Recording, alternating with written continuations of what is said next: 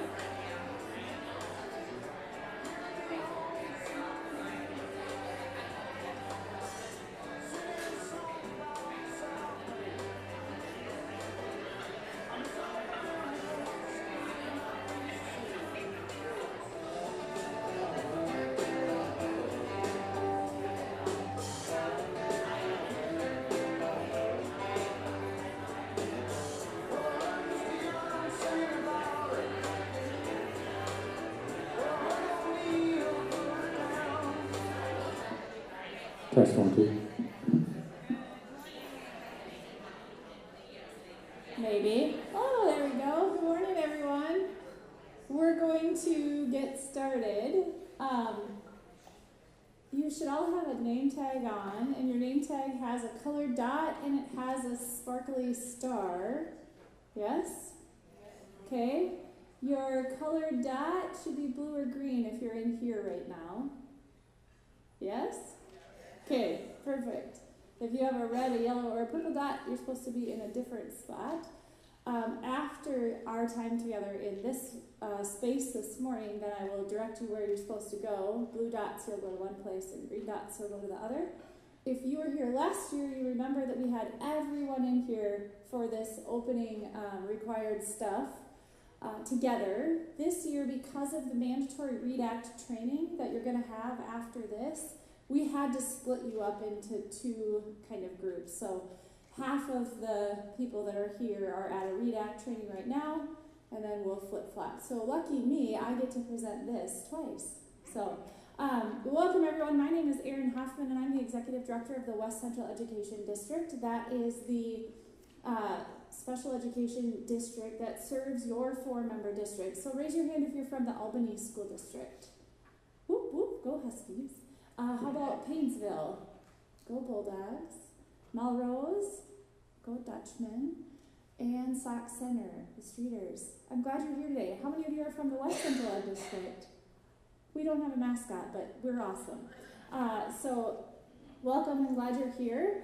I always like to start out any presentation right away in the fall with this cartoon because summer vacation is over. Hopefully you had a really enjoyable summer and you did some great things and you got to rest and relax.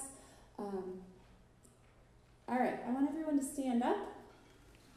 Yes, this is an interactive session. You'll probably remember this from last year if you were here, but go ahead and stand up. And we're going to have a little contest to see who has been a paraprofessional the longest. And I think last year, is our winner from last year in here? Is she? All right, well, we'll see if she wins again. I'm sure she will. All right, so if you're brand new this year to being a paraprofessional, go ahead and take a seat. And for those of you that are brand new, I want to say thank you for taking this leap and becoming a para. It's a great role.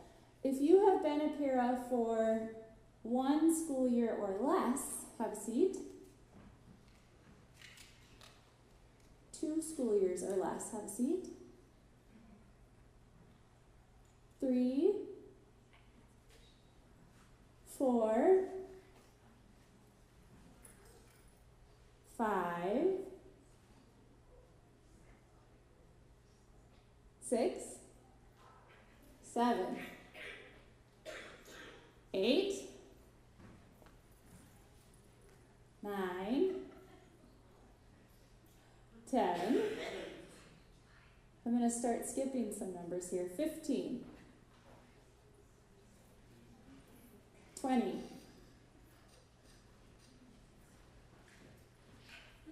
21,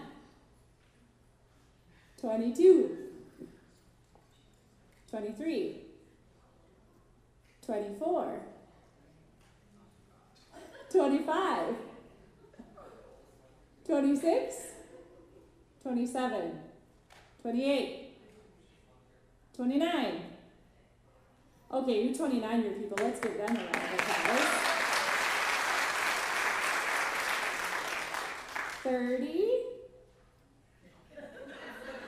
31. Oh, 31 years, awesome. Wait a minute, were you 31 as well? 36. Well, stand up. You're not done yet. What's your name? Diane, were you my winner last year? No, she's right here. No, somebody else was. Did you cheat? Oh, no, actually, no. Wait a minute. How many years?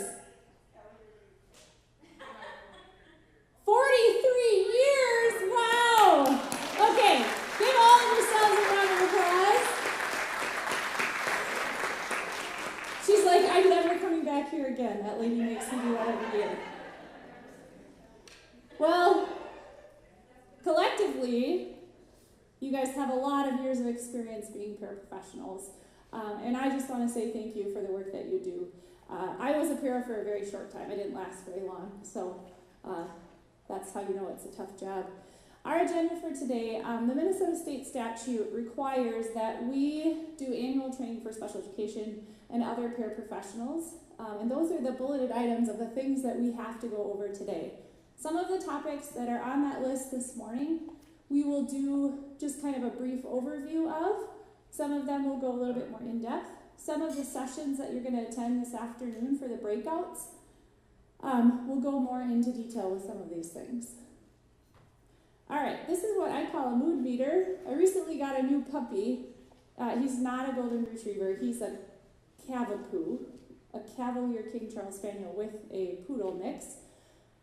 Before him, I did have a golden retriever that passed away. So, this is called a mood meter, and what it basically helps us know is where are you at in terms of how you feel about this upcoming school year.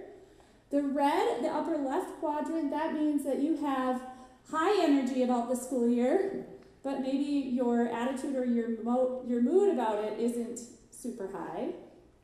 If you're a 2 or in the blue square, you have low energy, womp womp, and low mood. You don't want to be here. You're not that excited. If you're in the green, you have low energy, but you're feeling pretty good about it.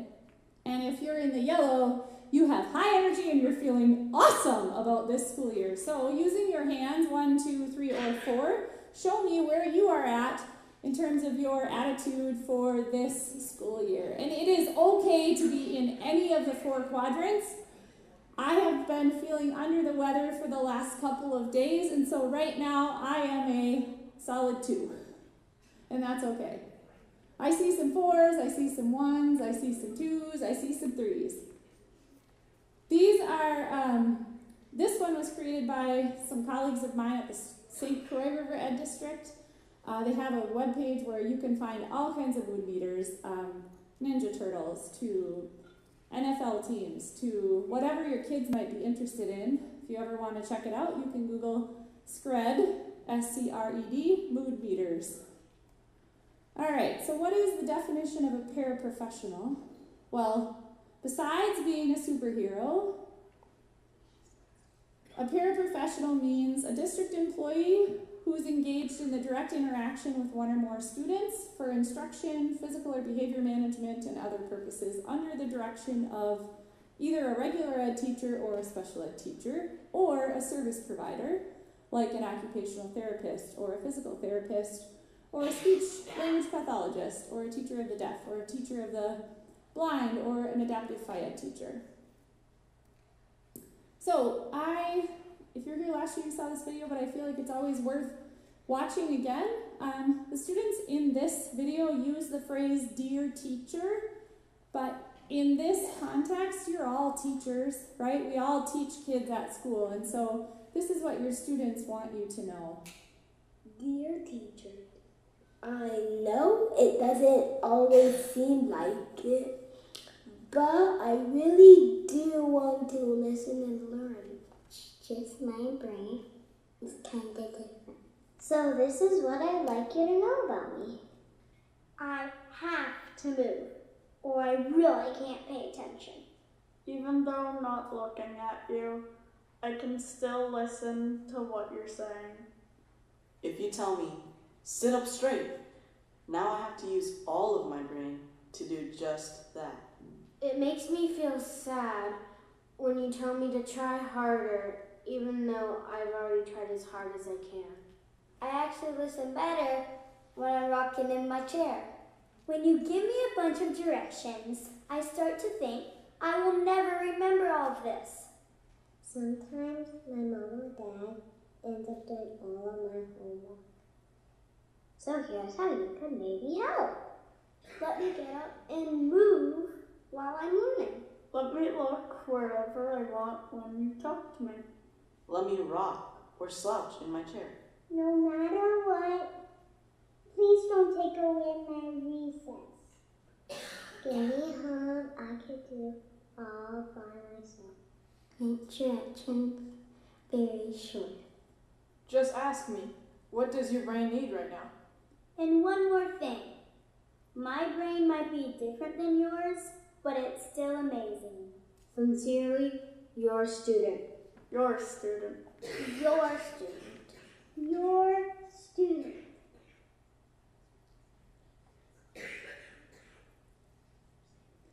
So, we're going to talk about what is special education. Special education is a wide range of disabilities that might affect the students in your school. Some students with disabilities require specially designed instruction, and that's what makes it special education. So when we do an evaluation on a student, we determine that they have a disability, and we show that they need that specially designed instruction in order to make educational progress.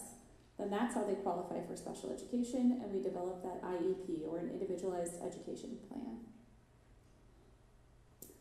There are 3 overall steps to special ed. I'm going to redo this here because my screen wasn't full. All right, 3 overall steps to get that student to qualify in special education. 1, a pre-referral, meaning that the school has to identify that that student is struggling in some area academically, behaviorally, socially, and they have to conduct some interventions to try to help them be able to do what their gen ed peers are doing. If those interventions prove that they're not working, then we conduct an evaluation where we look at all of the strengths and needs of that student. And then if we determine that yes, they do meet the criteria for one of the disabilities in Minnesota, then we qualify them for an IEP, and that IEP is written, and then that is implemented for that student. It's important that you know the students that you work with and the different disabilities that they have. We're going to go through the 13 disability categories today and give you just a brief overview of what those different disabilities are.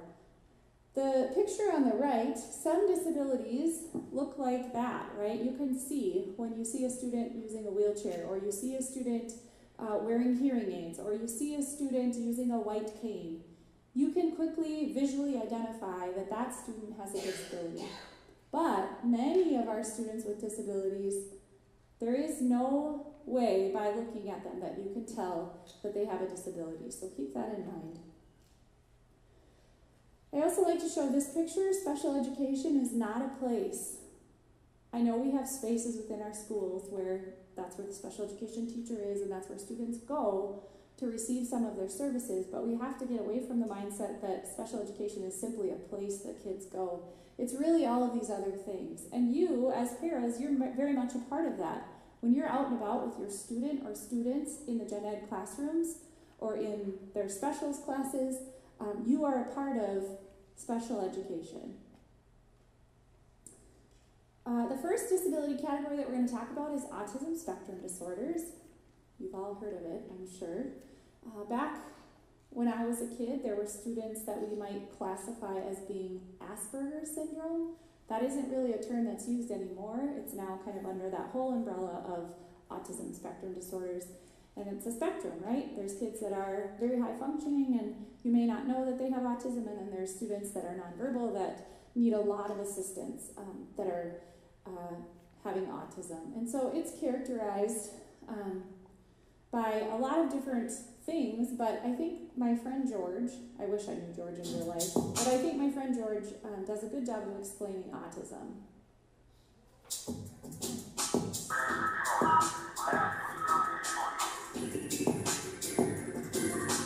Hi everybody, my name is George.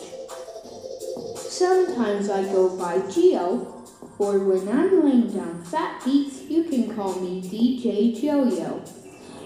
In fact, all the music you hear in this video was written and performed by me using a computer software called Logic Pro X. Let me tell you a little about myself. I have fun dancing. I have fun making music.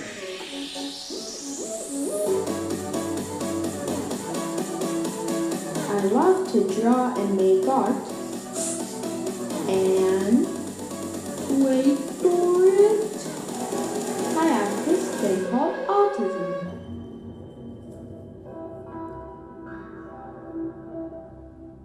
I didn't speak until I was almost 3 years old. In fact, my parents weren't sure if I would ever speak at all. And we all know how that turned out. Hi, this is Geometry George here, or Geo for short, and we're going to talk all about quadrilaterals and how they're all around us. Most of the time, I can make eye contact with you when you speak to me. That wasn't always the case. Like a lot of other kids with autism, I might not have been looking, but that didn't mean I wasn't listening.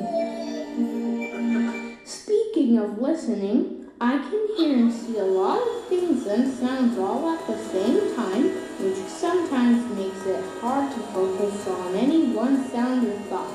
That's why it may take a little more time to answer you when you ask me a question.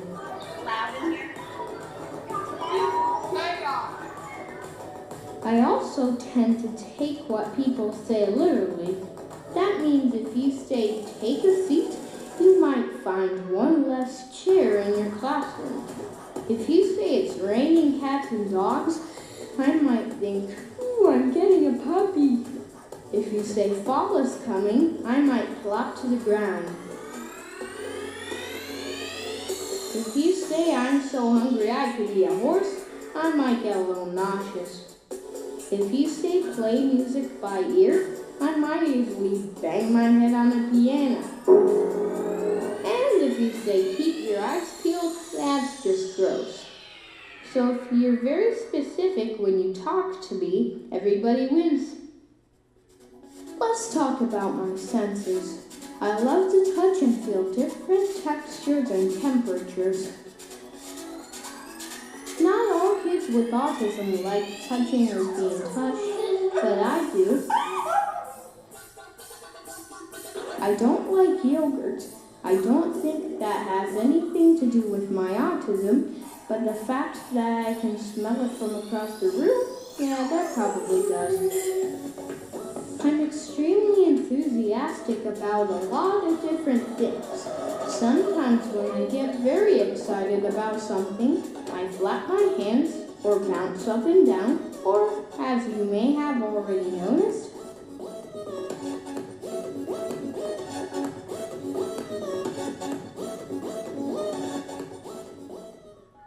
I sometimes get frustrated when I get interrupted or when something doesn't go as planned. Or when something unexpected happens, or when I make a mistake, or when I don't get called on, or when I'm...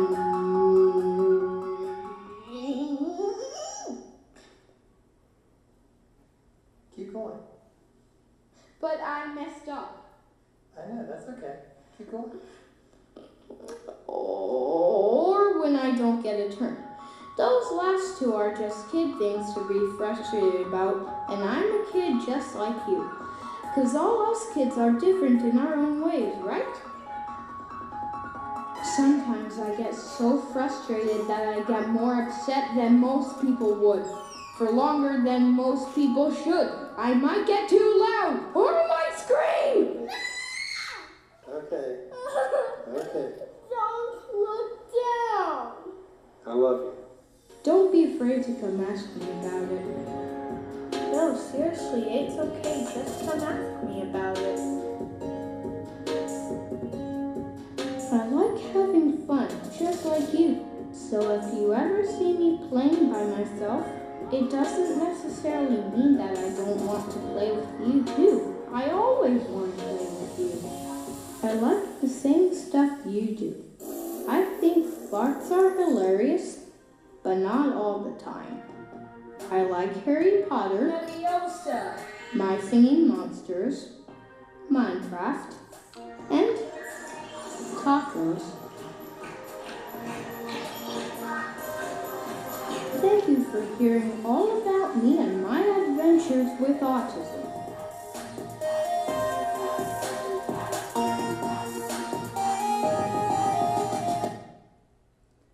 So that gives you a little bit of insight into autism. The next disability category that we're going to talk about is blind or visually impaired. So it means a student that has a medically verified visual impairment accompanied by limitations in sight that interfere with acquiring information or interacting with their environment, to the extent that special education instruction or related services may be needed. So a lot of our students that are BVI, blind or visually impaired, they're not necessarily 100% blind. They have limited sight, and so they need some things different in the school environment and some instruction to help them make educational progress. The next is deaf-blind. In our 4-member districts, we don't currently have any students that are deaf-blind, but a student that is that qualifies as deaf-blind means that they have a medically verified visual loss coupled with a medically verified hearing loss. And a lot of times, a student that is deaf-blind will need a specialized staff person with them called an intervener. And an intervener is trained to be able to do tactile sign language. So they're signing on the student's hand so that they can feel what it is that they're trying to communicate to them. Oftentimes we think of Helen Keller as being a famous person that was deaf-blind.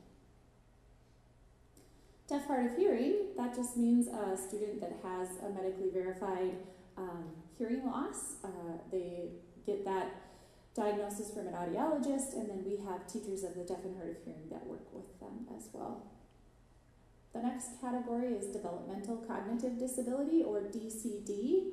These are students that the definition of the disability is that they have lower intellectual functioning. So if you know about IQ, an average IQ is 85 to 115.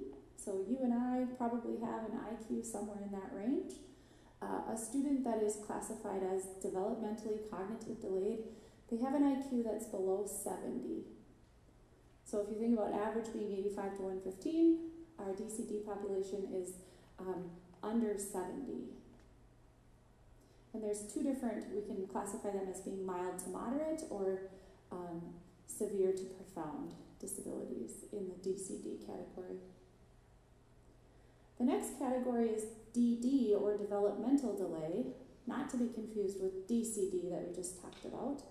But our DD population are our littlest learners. So oftentimes, if a child qualifies for special education at age 2, it's because their development isn't on track with their same kids that were born around the same time as them. So we have early intervention services for birth through 2-year-olds that come from the West Central Ed District. How many of you knew that kids can receive special education before preschool? I didn't know that before I became a special educator. So we have teachers that work out of our office, and if we get referrals for kids right out of the hospital, even if a child is born with a qualifying condition, then our staff go out and do home visits with those families. And then students that are 3 to 6 can also be under that DD category. EBD, or emotional or behavioral disorders, that's a wide range of complex and challenging emotional and behavioral conditions, medical conditions, genetic dispositions, biological and physical or psychological conditions can impact a student's ability to learn and function at school. Many of you probably work with a student that is under the EBD category. Other health disabilities, that's another category in the state of Minnesota. Oftentimes our students that are diagnosed with ADHD qualify under the other health disabilities category. There are other health disabilities that can also qualify a student under OHD, but that ADHD diagnosis is the most common. Physically impaired, that means a medically diagnosed chronic physical impairment, either it was congenital or acquired, that adversely affects a student's physical or academic functioning, and therefore they need special education services. Severely multiply impaired, we don't have very many students that qualify under SMI, but SMI means a student who has a severe learning or development problem resulting from 2 or more of those disabilities. So a student might be blind, visually impaired, and developmentally cognitively delayed, and something else, they might qualify under SMI. Specific learning disabilities, these are students who, remember when I was talking about IQ being 85 to 115? These are students whose IQ is typically average, but their academic skills are not matching their ability or their IQ. And so there's this gap between their skills that they're able to perform at school and their actual ability. And so we work to try to close that gap. And you can qualify for a specific learning disability under reading, writing, or math. And so you might work with students that have reading disabilities or writing disabilities or math disabilities. Speech or language impairment, this is another category that students can qualify under in the state of Minnesota. And within speech or language impairment, there's a lot of different categories that a student might qualify. So, for example, if a little, maybe third or fourth grader can't say their R's or their THs, they might go to speech to get help with those sounds and articulation of those sounds. But then our students with more significant disabilities, they might be seeing a speech language pathologist for language or pragmatics, which is sort of that social language that we use to interact with other people. Traumatic brain injury means an acquired injury to the brain caused by an external physical force, resulting in total or partial functioning, which causes a student to have a disability. Any questions about those 13 categories? I know we went through them pretty quickly. Were there any that you had not heard of before? Wow, you guys are advanced. All right, so what is an IEP, or an Individualized Education Program? It is a legally binding document. It tells what services that student is going to receive and why they're going to receive them. It's based on that evaluation that I talked about earlier. It's planned at an IEP team meeting, and that IEP team has to include that student's parent or parents. And then it includes their placement, their services, what we call the LRE, the least restrictive environment, their academic and or behavioral goals, their accommodations and modifications, any para support that they should have, and then a behavior support plan if needed. We're going to shift gears a little bit to talk about paraprofessional roles and responsibilities. Your role as a paraprofessional is, whoopsie, I'm doing something. There's this person up in that box that's going to help me. I think I set my computer on a button. Stand by.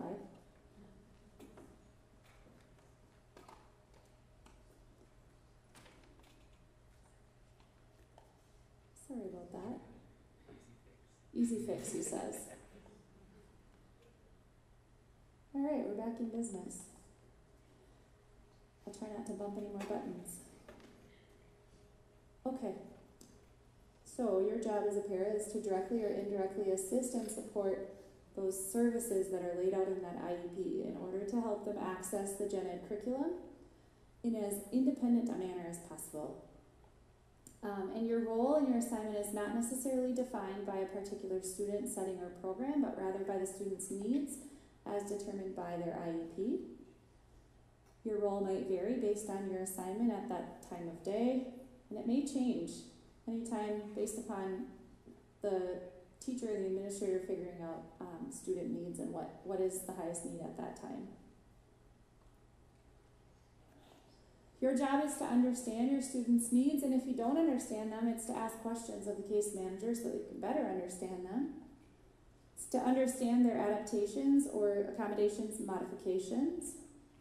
It's to implement those accommodations and modifications as needed in the classroom.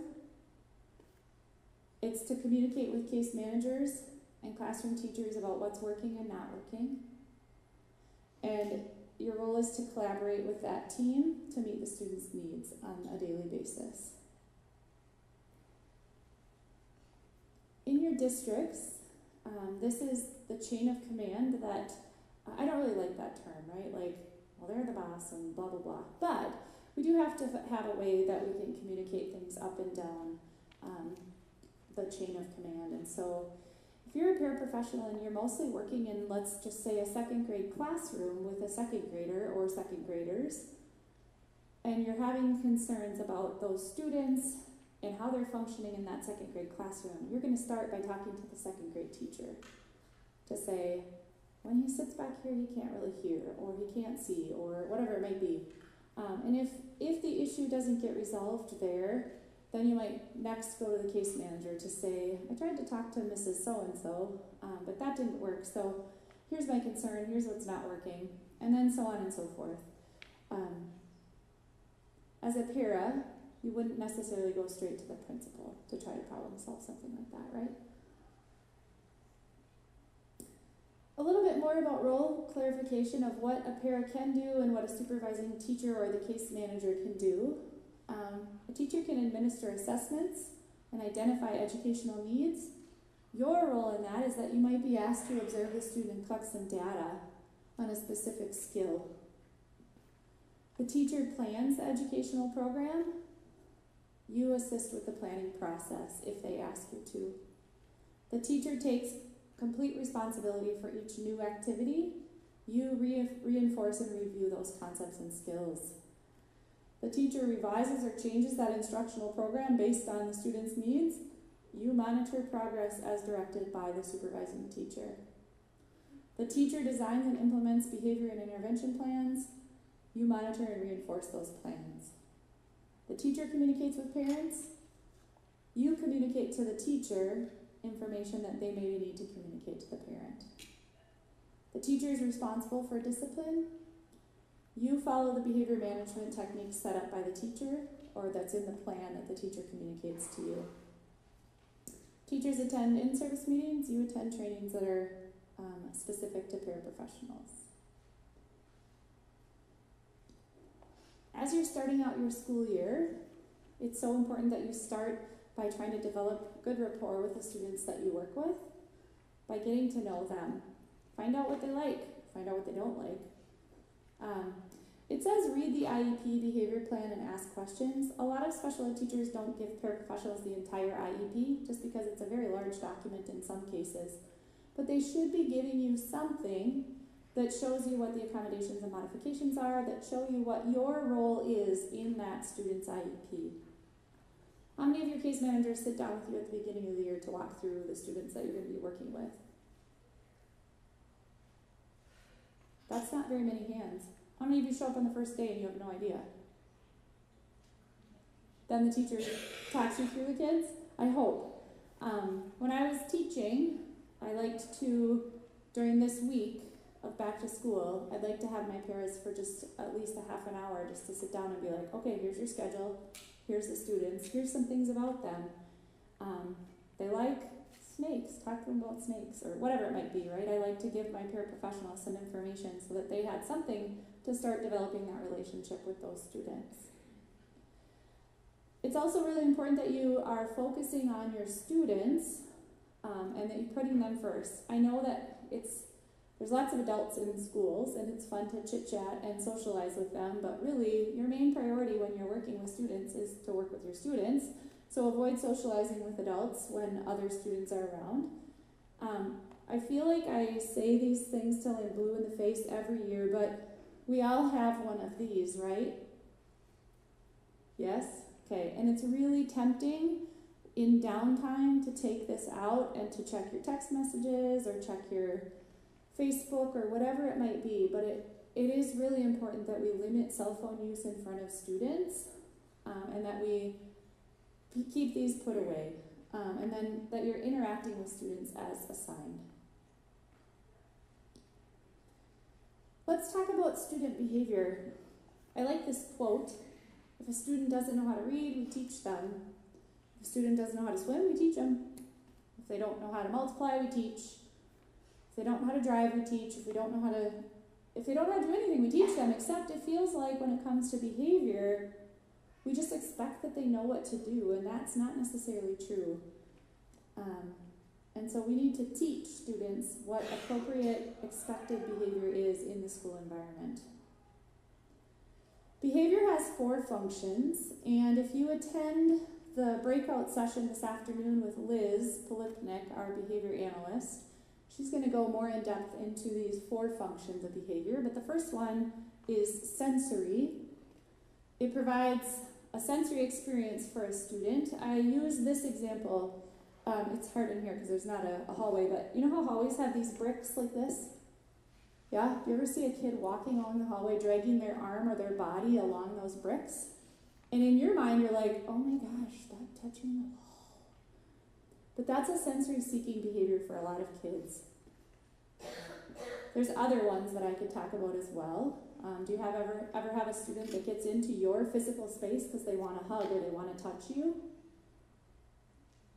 It's a sensory seeking experience for them. And so trying to find appropriate sensory input or output for students that are sensory seeking is important. Another function of behavior is escape. We see this one a lot.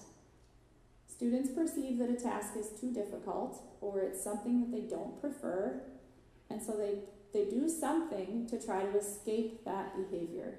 They might put their hood up, they might put their head down. They might start making a bunch of obnoxious noises. They might get up and leave the room. They might swear at you. They're trying to escape or avoid that task. The next function is attention. They want access to people or interactions. Sometimes attention can also be an escape, right? They might do something that brings attention to themselves so that they can avoid or escape the task that they don't want to do.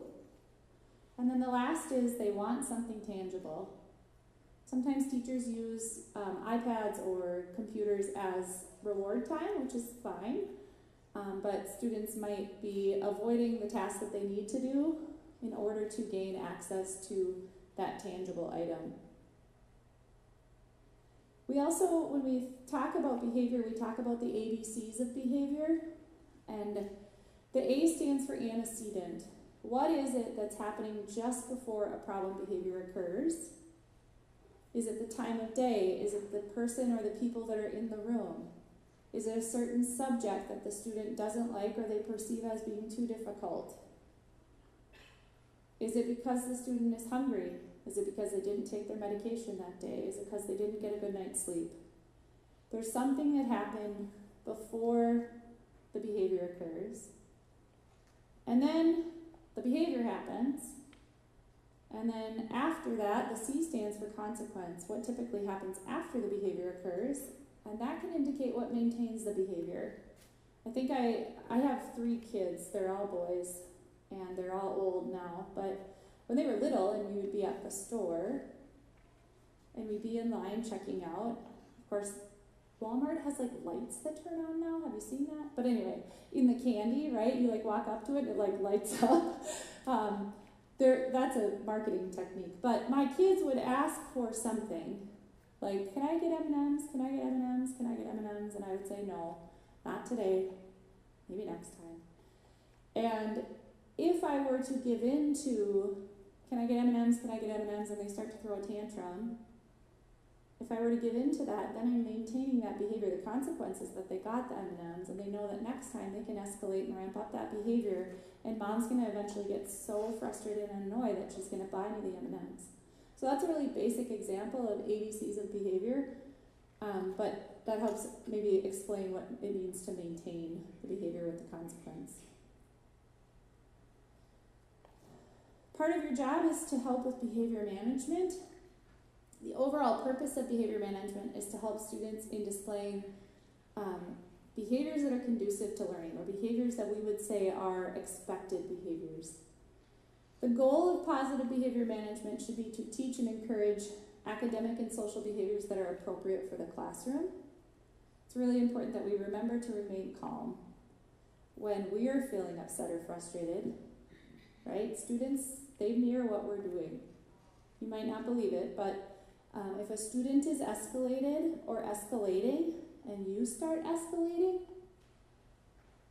that only adds fuel to that fire. And so if you remain calm and use a soft, low tone of voice and appear to be neutral about what's happening. That can help calm down that behavior. Some things that help in preventing some of those dysregulated or unexpected behaviors: a daily schedule, rules and expectations, having respect for students, having appropriate expectations for them, you yourself modeling good behavior, being observant of what's going on, being prepared, helping them with those peer relationships or friendships, reinforcing a positive self-concept in the student, watching for things that promote or interfere with their learning, and allowing adequate response time. Restricted procedures. A lot of your districts use Handle with Care. How many of you are trained in Handle with Care? Some of you? Okay. Another restricted procedure company that some districts have used in the past is CPI. So paraprofessionals who implement any regulated procedures or restricted procedures, you have to be trained in the following. And so if you've gone through Handle with Care training or CPI training, you've been trained in those things. And you're the ones that respond to crisis situations when a student is becoming a danger to themselves or to other people. And whoever is your lead on your crisis team, when they're saying, yep, it's time that we move into a restricted procedure or a hold, you would be a part of that, only if you're trained. All right, let's take a quick break for 7 minutes. If you need to use the bathroom, get a drink, visit, go ahead and do that, and we'll be back in 7 minutes.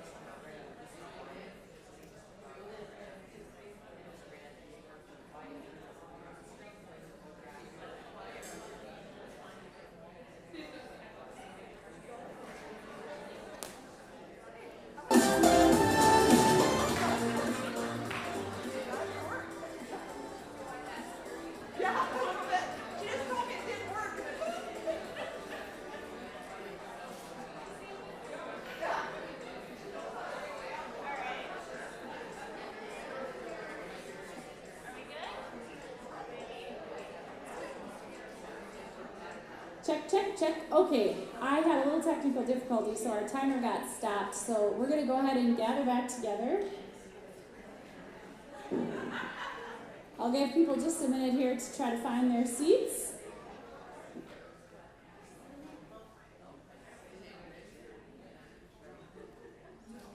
All right.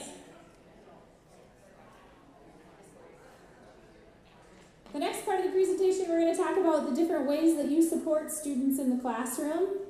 If you can't tell, I like different cartoons. You can see here, this one says, Island in the Mainstream. And at the back of the classroom, there's a palm tree and looks like an ocean and some sand. Mrs. Jones and Mrs. Cooper are still trying to figure out why Fred doesn't feel like part of the class. Don't make an island in the mainstream for your students. I know sometimes you need to be near them to assist them, but do your best not to have them way far away or pulled away from their gen ed peers. And boy, Mrs. Jones at the front of the room, she looks like a real happy lady. All right, one of your roles might be supporting academic development. So you might be with a student in a academic class, and your job is to help carry out the instructional programs that are developed by the teacher, and to help keep that student on task and help them to learn whatever concept is being taught in that classroom or to reinforce those concepts. It's good to be prepared with a notebook and a pen or a pencil, and if you have a device that's issued by the school, to have that with you in those classes so that you can write some things down that might help you to help the student. Another role that you might play during your day is to support the social integration of students. That means you might be redirecting student behavior and implementing those behavior plans that we talked about. You might be helping a student talk or communicate with another student or a group of other students. You might be teaching and modeling strategies to peers about how they can interact with a student with a disability. And you might also be supporting the development of communication skills. Some of you might be working in a paraprofessional role where you're supporting the functional skills of students. These are typically our high school or transition age students. You might be assisting them with daily living skills like doing their laundry or cleaning or those kinds of things. But younger students, you might also be assisting them with those activities of daily living, like if they need help toileting or diapering or getting dressed or brushing teeth or those types of things. You might be assisting students with that. You might also be asked or taught by a physical therapist or the special education teacher about how to transfer a student or to position them for maybe a stretching program or how to put them back into their wheelchair after they've been in a stander or different things like that. You might act as a job coach. I know some of our paras from the SAIL program are here. That's our 18 to 22-year-old program, and they go out with our students to all kinds of different job sites, and they act as a job coach. You might also be supporting a student's medical needs. If you're assigned to a student that is tube fed or has medications that they take here at school, or if they have a seizure disorder, you might be the one that has to be trained on how to administer that emergency medication. All of these things you will be taught on what to do if those are the students that you'll be working with. You might also serve as a communication link. It's really important that there's that link between you and as you're out in classrooms with students, and then you go back to the case manager and you're communicating frequently about how things are going. So when I was a teacher, I had a place in my room where paraprofessionals on the whiteboard could write down what I taught 5th and 6th grade, by the way, special ed. And my paras would come back from a 5th grade or a 6th grade class and they would jot down what is the assignment for students in Mrs. Mahold's math class today. So that way, at the end of the day, when I was doing checkouts with my students, I could look at their planner, I could visit with them about, do you have your math book with you so that you can do that assignment tonight at home, or maybe during their study hall time I was able to work with them on that math assignment. And so that was a way that my paras communicated with me about what was going on out in Gen Ed. You might also be asked to do observations or collect some data about a student out in other environments in the school. Not often, but sometimes we ask paras to attend IEP meetings, but not very often. Really big part of special education is working towards independence. Our goal for all kids really is that they don't need us anymore. That's all kids, not just students with disabilities, right? How many of you sent a kid off to college this year? First time? You sent two, right? And it's sad, but you did your job, right? They're there, they're doing the thing. That's our goal for all kids, is that eventually they go become independent people. And that's our goal with special education as well, even if it looks a little bit different. So never help a child with a task at which he feels he can succeed. I like this one especially, this little picture. That when you cut it for me, write it for me, open it for me, set it up for me, draw it for me, find it for me, all I learn is that you do it better than me. And so we have to look for those opportunities throughout the day with our students to help them feel like they can be successful independently. So if let them try. Let them try to cut it. Let them try to open it. Let them try, because you might surprise yourself at what they can do.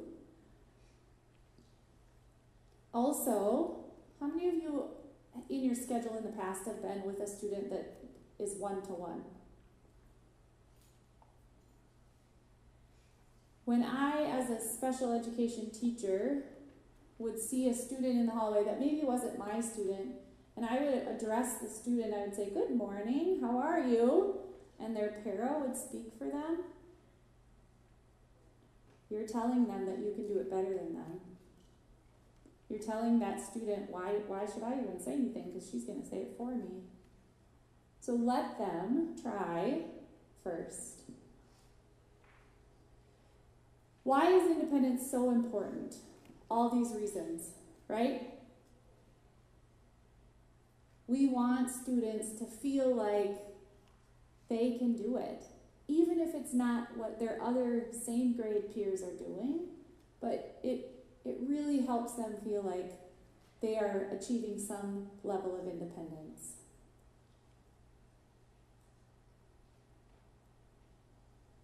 Another cartoon, I'll skip it because we got to keep moving. Proximity. Do you know what proximity is?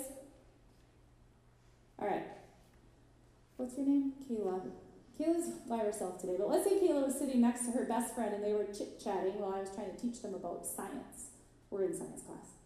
They're chit-chatting, and I want Kayla and her best friend to pay attention to science. I might come and just stand by Kayla and her best friend and use proximity to help extinguish that behavior. So proximity can be used in that way, but we also use it with our students. Did it help? Did you quiet down? Okay, that's what I thought.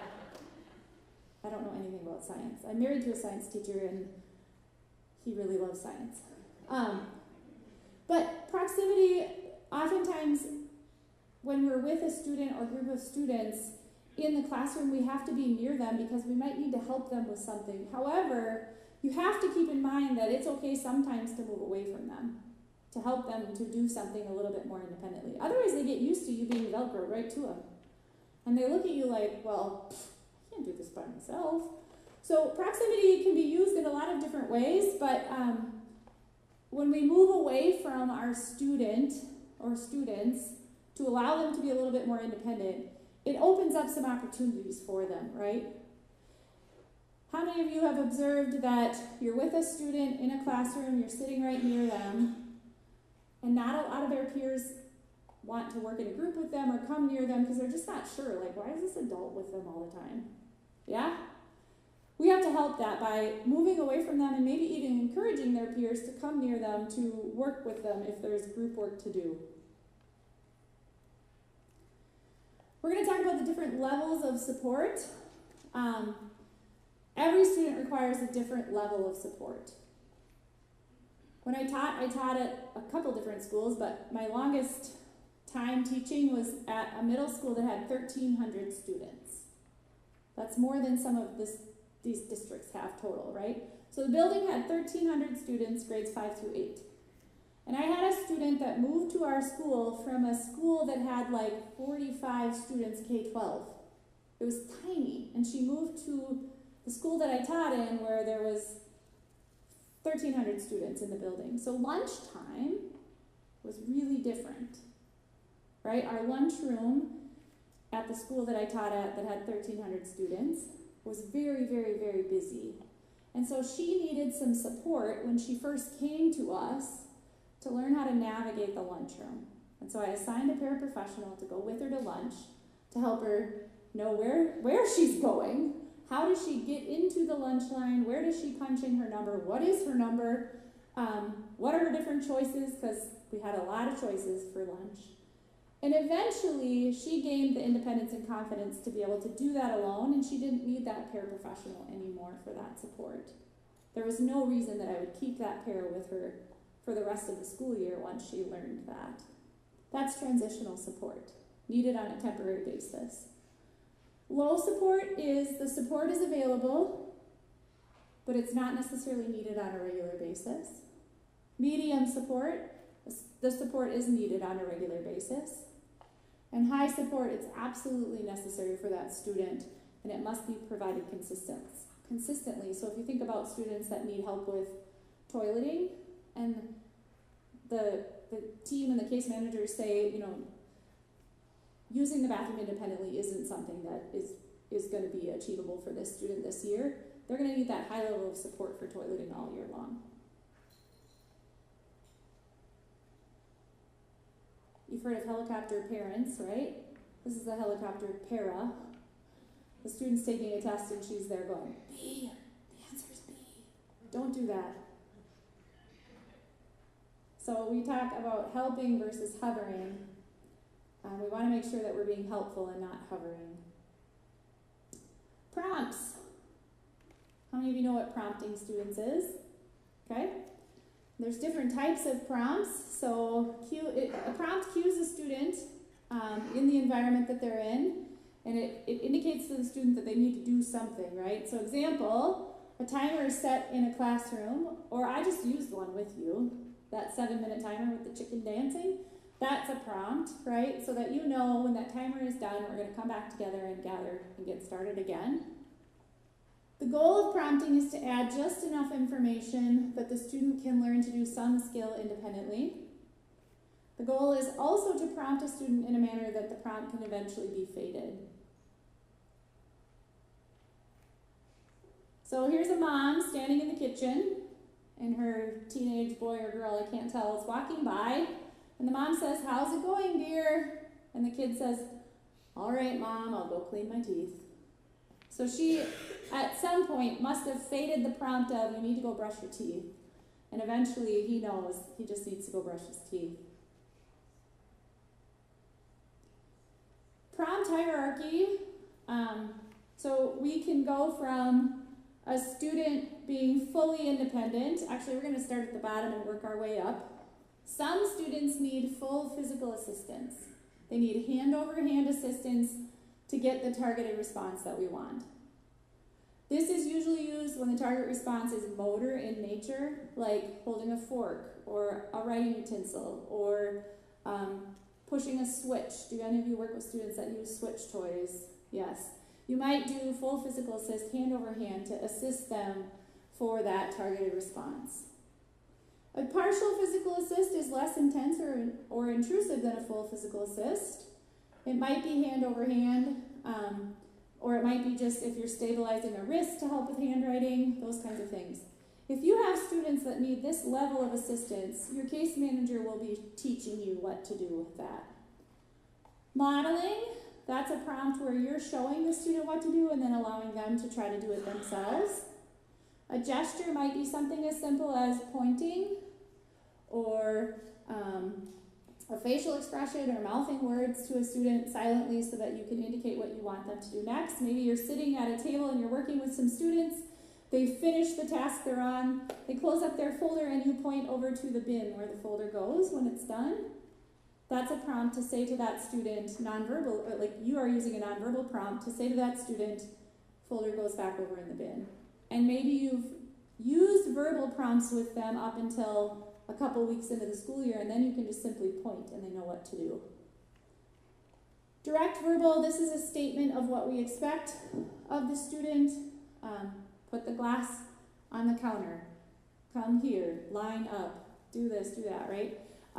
We might have indirect verbal, where you are asking a question to help them to know what to do next.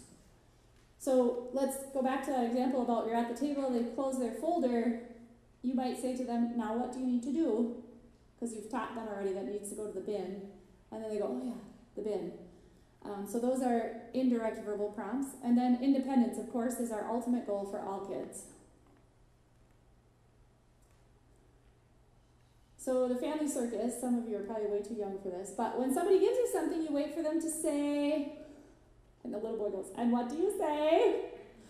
Then you say thank you. Do you get it? Okay. You don't wait for them to say, and what do you say? You just say thank you. All right, assistive technology. You might have students that use some form of assistive technology. We talk about low-tech items, we talk about high-tech items. Students have a variety of different assistive technology things, items throughout their day. Students in wheelchairs, that's considered assistive technology. Students with hearing aids, assistive technology. Using a calculator, assistive technology. Using a picture board, even if it's just the Velcro picture board, that's assistive technology, that's low tech. But then all the way to high tech, if you have a student that uses a communication device, like an iPad with Proloquo, that is assistive technology. Basically, it's something that's used that helps the student gain independence in his or her school environment. Some more examples of assistive technology. If you have a student that can't hold a regular utensil, they might use an adapted fork or an adapted pencil. You have students that use picture symbol systems for communication. You might have speech output devices that students use. Students with computers, they might have an adapted mouse or some kind of touch screen if they need that. Environmental cues, remote controls, those are assistive technology. Switches, if a student needs hearing assistive technology, it might be a hearing aid, closed captioning. I had a friend in high school that was deaf. I grew up in Sioux Falls, South Dakota, where the South Dakota School for the Deaf is, so there's a lot of students with hearing loss that live in Sioux Falls. And at his house, when the doorbell rang or the phone rang, the lights flashed, assistive technology. And that was back in the 90s. So I'm sure it's even more advanced now. Learning and studying. A lot of your students probably use a picture schedule to help them to know what's coming next. And then some math examples, calculator that helps calculate money, different softwares on computers that can help with math. More AT examples, walkers, wheelchairs, bikes, standers, pencil grips, adapted scissors, all of those things. Seat cushions that help students with positioning. Reading, we can change text sizes, we can change colors of fonts, we can even have computer programs that level the text so that it's at a level that that student can read. Adapted toys, adapted sporting equipment, magnifying, enlarging print for students with visual impairments, braille, spell check, all of those different things are assistive technology. All right, moving on. I'm going to take a drink of water just because I have been talking for quite a while, and one moment.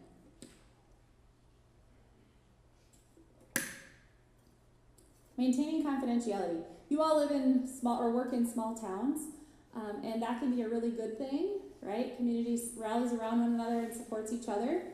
But it also can have its drawbacks, meaning that if you have something confidential happening, people often are talking about that topic. And so part of your job as a paraprofessional is to help maintain the confidentiality of the information that you're privy to because you work with students with disabilities. So what's confidential? Any personally identifiable information such as the student's name, their parent's name, their address, their social security number, characteristics about them, any other information that can help identify that student. If you're at the grocery store and you're talking about that blonde girl with the red glasses that's in 3rd grade and someone overhears you, they might easily be able to identify who that student is just based on some of the characteristics that you're talking about. So we have to be really careful about who and what and where we're talking about things related to school. And really we should only be talking to other school folks that need to know because they also work with the student. Educational records are also considered confidential, so if you have information about that student's diagnosis or what their IEP looks like or what their schedule at school is, that is all confidential information and it is your responsibility to keep that private. How is it preserved? How do we preserve confidentiality? We make sure that SPED files are put in locked file cabinets. We deny access to those files unless there's a legitimate educational interest. We deny it to outside agencies unless we have written parental consent. Employees need to respect the student and family's right to privacy. We have access logs in SPED files so that if you are looking through a special education file, you have to sign in that you were looking at it. And it's really important that you learn how to field questions from others who might ask you confidential information. So you might be out in the community and you're at dinner with some friends and they start talking about work and you start talking about work and then they go, oh yeah, don't you work with that little Walter at school? Does he have Down syndrome? Is that what it is? You have to learn how you can field those questions. You have to be able to say something like, I can't talk about my job outside of my job.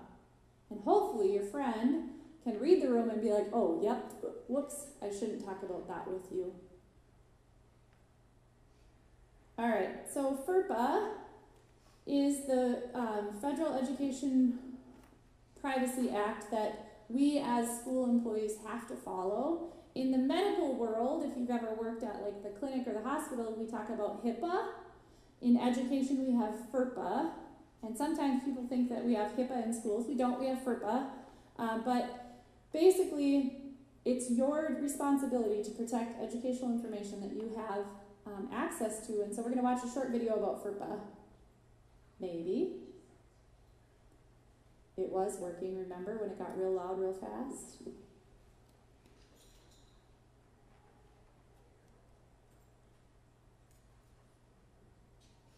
Nope.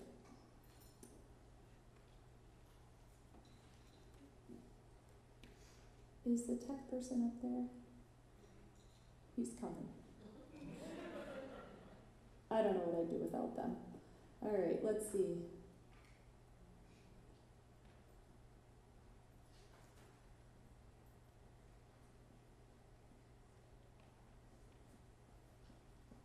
Sorry.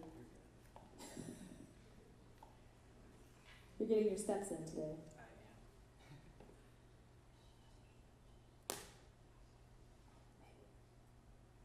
Educational Rights to Privacy Act, enacted in 1974.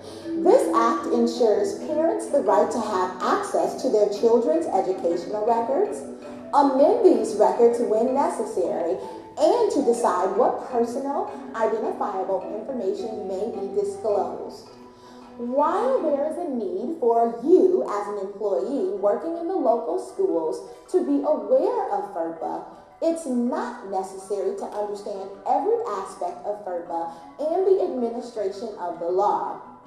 It is, however, critical that you understand that the law exists and impacts what you do in the classroom on a daily basis. Understand that good intentions, common sense, or even innocent mistakes do not lessen the privacy violations. Regrettably, most FERPA violations are unintentional. Nonetheless, it's your responsibility to prevent violations by understanding what makes up personal identifiable information and what information is considered educational records.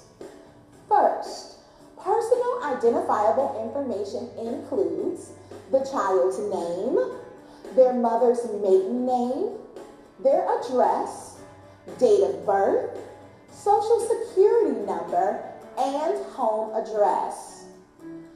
Educational records include any record directly related to the student, such as a class list, course schedule, disciplinary record, final grades, grade point averages, 504s, and individual education plans.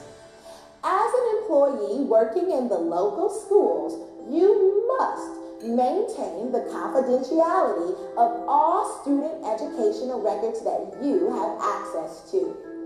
You may not disclose or discuss student education records with anyone except with school administrators or teachers with whom you are working. So, sharing information with friends and family about students you encounter is strictly prohibited and may in fact place you in violation of FERPA. This includes all communication, oral, written, and electronic form. Remember, you have the legal responsibility to protect the privacy of all students. Keeping these requirements in mind and working with today's youth, together, we're going to make the biggest difference.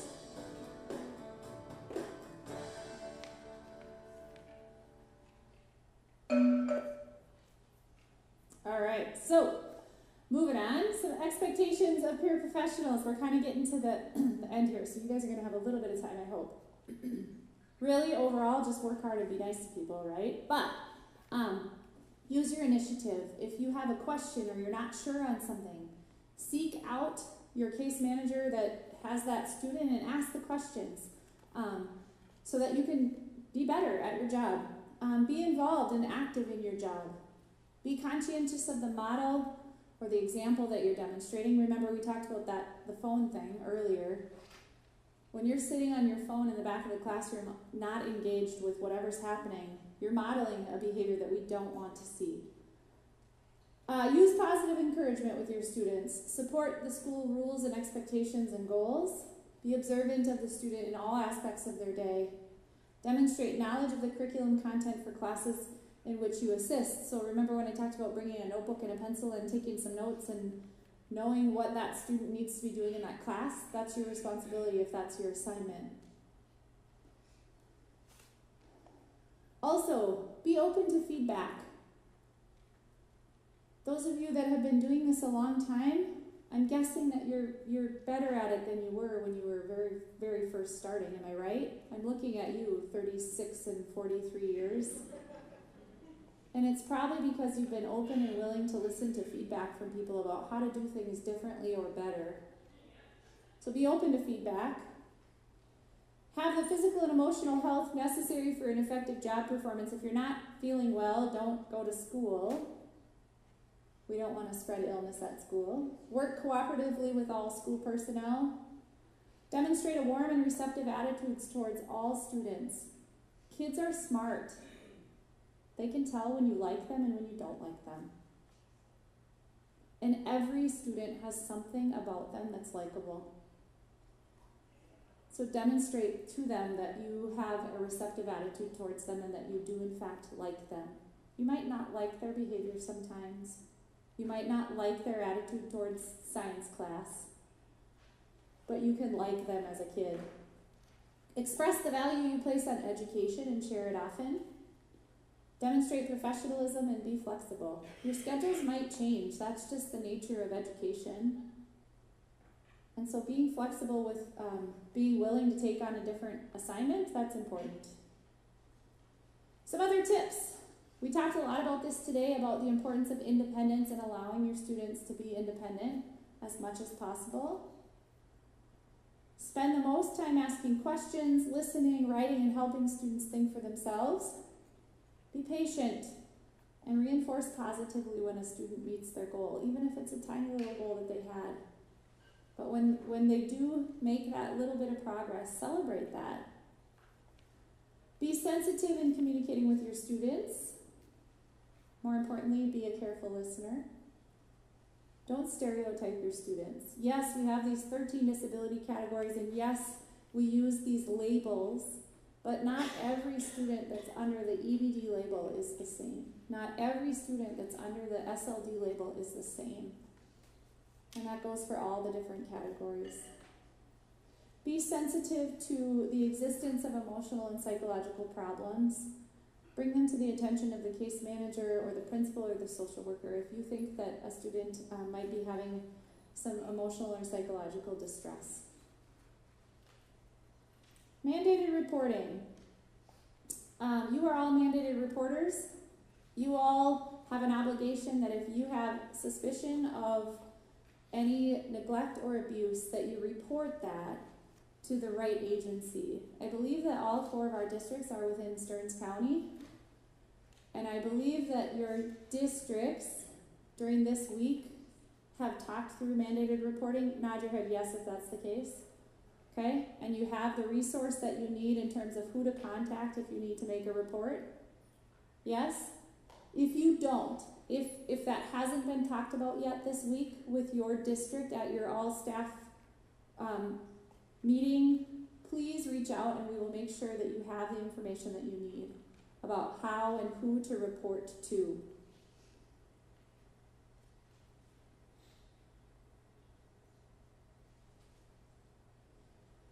There are some ethics that go along with being an educator, including being a paraprofessional. We talked a lot about FERPA and confidentiality, but you have an obligation to maintain the confidentiality and the information that you're privy to here at school about your students. You need to respect the legal and human rights of children and their families. You have an obligation to follow district policies for protecting the health, safety, and well-being of all children. You have to follow the directions of teachers and other supervisors. And you have to maintain a record of regular attendance. Come on time, leave on time, notify when you're going to be gone, those kinds of things. I want to address just a couple other things. Professional dress. I know a lot of you probably are working with little learners who are up and down off the floor every day. And you maybe need to wear clothes that are a little bit more comfortable. But I always like to use the this is the thermometer.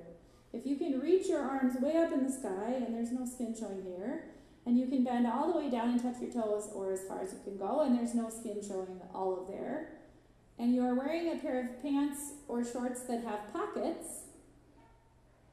Pockets are really useful as an educator, but also avoiding things like pajama pants or leggings, and dressing in a way that if a parent walked into the classroom, they wouldn't be shocked at what you're wearing.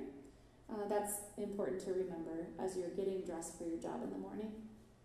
Cell phone use, we've talked a lot about this, but I again want to say, being a good role model with your cell phone is so important. Put it away. Facebook can wait, Instagram can wait, whatever else you're doing on your phone, it can wait. If there's something that comes up where you do need to attend to a phone call on your cell phone, or you need to work with your case manager about how you can go about leaving the classroom or whatever it might be, as long as your students are covered, but that's something that you need to work out with your supervising teacher. Reporting if a student is ever physically aggressive. Hopefully, if you are working with a student that becomes physically aggressive, there is that communication between you and the case manager, and there is a plan in place if you're ever in a situation where you're going to be physically hurt. Restrictive procedures, we talked about that. You're only implementing those if you're trained and if you're directed to. And then just remembering to document if a student tells you something about neglect or abuse, you want to jot down some notes about that so that when you do have to make that call to Stearns County, you have the information that student shared with you. I do want to just say thank you for the work that you do. Schools could not function without you. Our goal as educators is to create lifelong learners who can manage themselves to the best of their ability and be a contributing member of our communities, and that you're an important part of that work. Are there any burning questions? I will be here all day, so if you see me and you have a question, you're welcome to come up to me and ask. Just know I appreciate you. This is my contact information if you ever have questions. This slide deck is linked in the agenda as well. It was sent to you. Some important comments before you leave. Like I said at the beginning, we did have to do some switcheroo today with not having the whole large group in here for this presentation.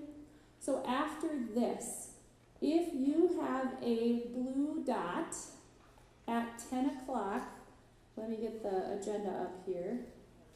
You'll be going to the high school cafeteria, I believe.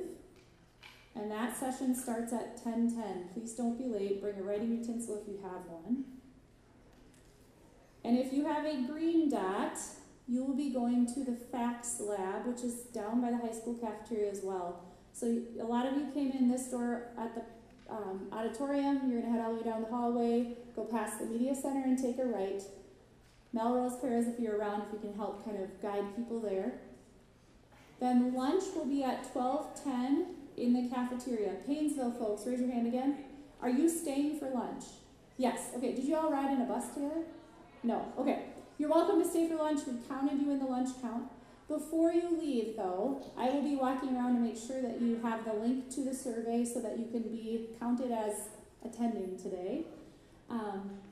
And then we'll also be doing some prize giveaways at lunchtime, and that has to do with what your shiny star color is. So anyway,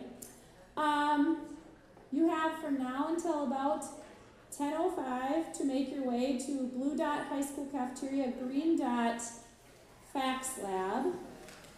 Thank you for your time today.